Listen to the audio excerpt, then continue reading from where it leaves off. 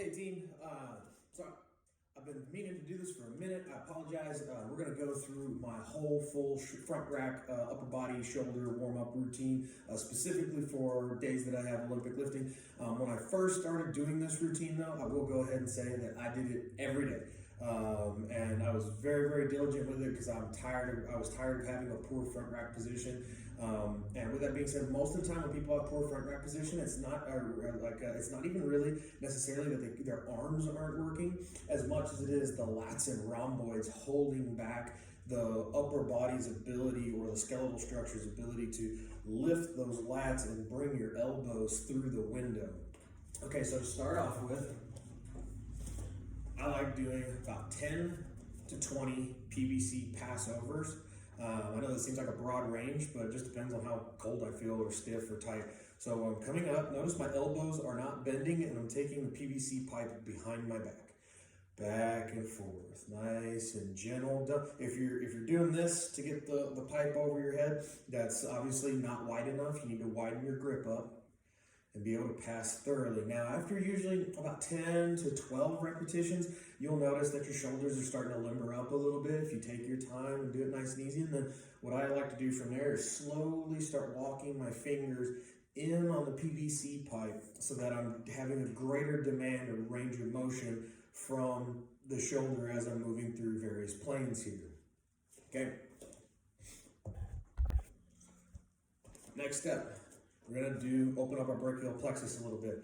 So we take our PVC pipe like a samurai sword, straight over our shoulder, reach in front and across, and gently apply an external rotation by pulling the pipe across your body and maintaining a full grip on the PVC pipe.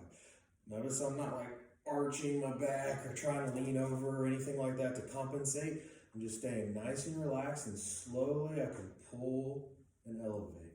Slowly pull and elevate, and then you'll get into a better front rack position as you hold the stretch. Usually about 3 sets of 30 seconds or so on each side kind of gets that going pretty easily. Okay, now don't whack the heater. Next step, I like taking a PVC pipe. You guys would probably prefer a foam roller. I don't know, foam rollers just don't work for me anymore. So I use really hard PVC pipe. You're gonna lay on your side and you're gonna gently roll your lat out. And I want you to make it a point to keep your palm up as you roll through. And if you find like a little stinger spot, you can kind of rock back and forth. Usually about 15 to 20 gentle passovers is all you need on each side. Oh, that's a good spot right there. To get that worked. And then we're gonna go back into some more stretches here in just a second. Okay, so after we roll our lats out, now we're going to use the floor to hold ourselves in position. There's another stretch that works pretty well for this. It's being on your knees and like sticking your elbows on a box. But I find that to be kind of painful on my elbows because I had really, really tight lats, and this helped me a lot. So lay down on the floor, keep your hips and pelvis flat on the ground. We're going to start with palm up. I'm stretched out, forehead's flat to the ground. And I'm holding at about the width that I would be holding for my clean, okay? And we're gonna curl. If you notice, my forehead came up off the mat because of the tension. Sit here, get your forehead back to the mat, and squeeze a little bit more. Keep squeezing, keep squeezing.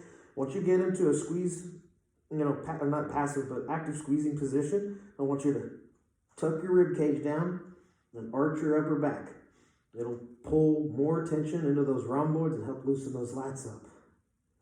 About 2 to 3 sets of 20 seconds. Then you're going to turn your hands over like we're doing our normal clean grip. So instead of having supinated hands, we're going to have pronated hands. The exact same thing again. Curl.